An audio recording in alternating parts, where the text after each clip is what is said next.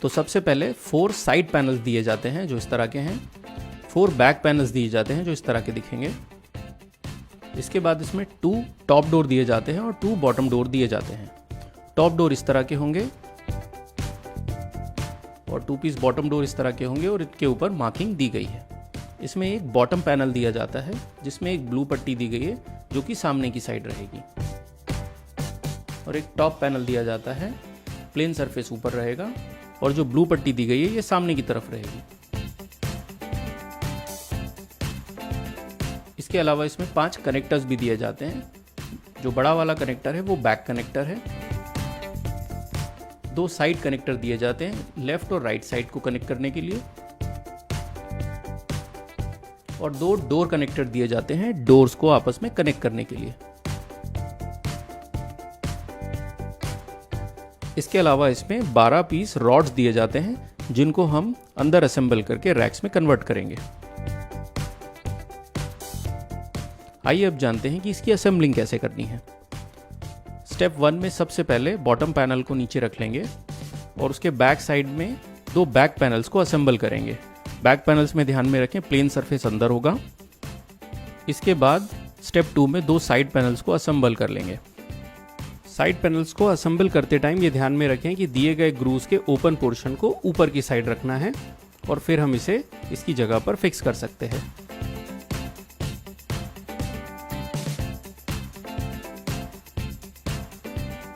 इसके बाद हम बैक पैनल के कनेक्टर को फिक्स कर देंगे, तो ग्रूव वाला सरफेस बाहर की साइड रहेगा और प्लेन सरफेस को अंदर की साइड रख के हम इसे फिक्स कर देंगे।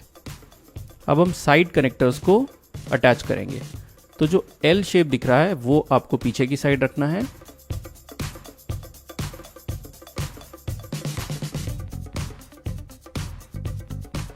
इसी तरह से लेफ्ट साइड के साइड कनेक्टर को भी हम फिक्स कर लेंगे। ये फिक्स होने के बाद वापस हम बैक पैनल्स को फिक्स कर लेंगे। प्लेन सरफेस को अंदर रखेंगे और हॉलो सरफेस को बाहर की साइड रखेंगे। इसी तरह से साइड पैनल्स को भी फिक्स कर लेंगे।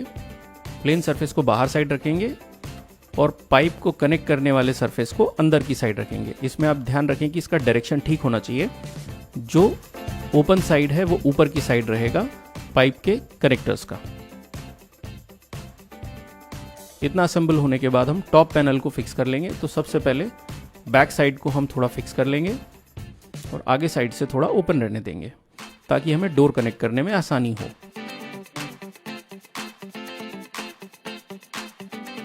आगे की साइड को हमने थोड़ा ओपन छोड़ा हुआ है। स्टेप 8 में अब हम दोनों डोर्स को अलग से असेंबल कर लेंगे। सबसे पहले राइट डोर को असेंबल करने के लिए राइट बॉटम डोर को हमने ले लिया और उसके ऊपर डोर कनेक्टर को फिक्स किया। डोर कनेक्टर के ऊपर हम राइट साइड के टॉप डोर को फिक्स कर देंगे। तो इस तरीके से राइट डोर रेडी हो चुका है। इसी तरह से हम लेफ्ट साइड के डोर को भी फिक्स कर लेंगे।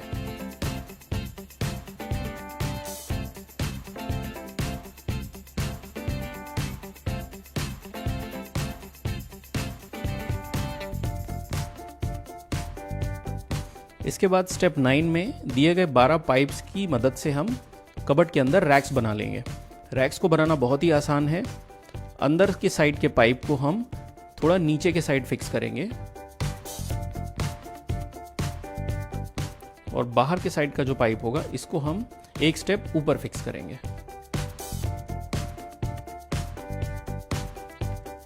तो ये हमारा पहला रैक रेडी हो चुका है जो इंक्लाइन वाले शेप में मिल जाता है।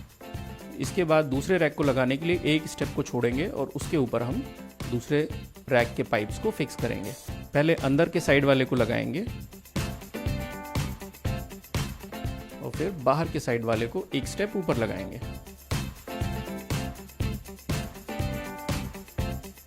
इसी तरह से हम बाकी पाइप्स को भी रैक के फॉर्म में कन्वर्ट कर लेंगे।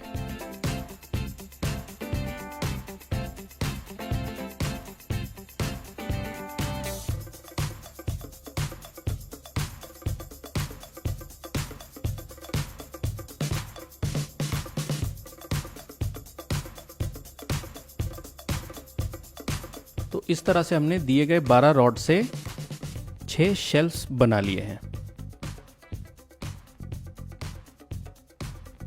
अपनी ज़रूरत के अनुसार हम डिफरेंट तरीके से भी शेल्फ्स को बना सकते हैं।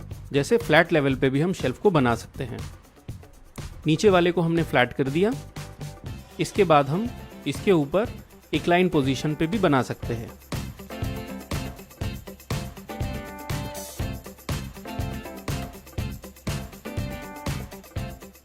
कबर्ड के नीचे के पोर्शन में हमने इंक्लाइन पोर्शन में बना लिए। अब इसके ऊपर अगर हमें फ्लैट शेल्फ्स बनाने हैं तो हम आसानी से बना सकते हैं।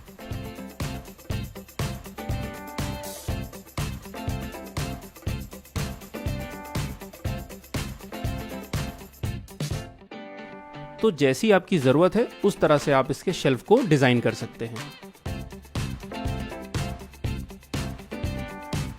इसके बाद स्टेप 10 में हम डोर्स को कनेक्ट कर लेंगे। तो ये राइट साइड का डोर है, उसे राइट साइड में लगाने के लिए सबसे पहले नीचे लगाएंगे और उसके बाद जो सेंटर में ग्रू दिया गया है इस जगह पे इसे पुश करके फिक्स कर देंगे। टॉप साइड में हमने थोड़ा स्पेस दिया हुआ था, वहां हम इसे एडजस्ट कर देंगे। तो राइट डोर लग चुका है। अब इसी तरह से हम लेफ्ट डोर को भी लगा लेंगे। नीचे के साइड इसे दिए गए ग्रू में फिक्स कर देंगे, सेंटर में पुश करके फिक्स कर लेंगे और फिर टॉप में टॉप पैनल के साथ अलाइन करके इसे फिक्स कर देंगे। तो इस तरह से दोनों डोर अपनी जगह पे फिक्स हो चुके हैं। इसमें दिए गए लॉक्स को यूज़ करना भी बहुत ही आसान है।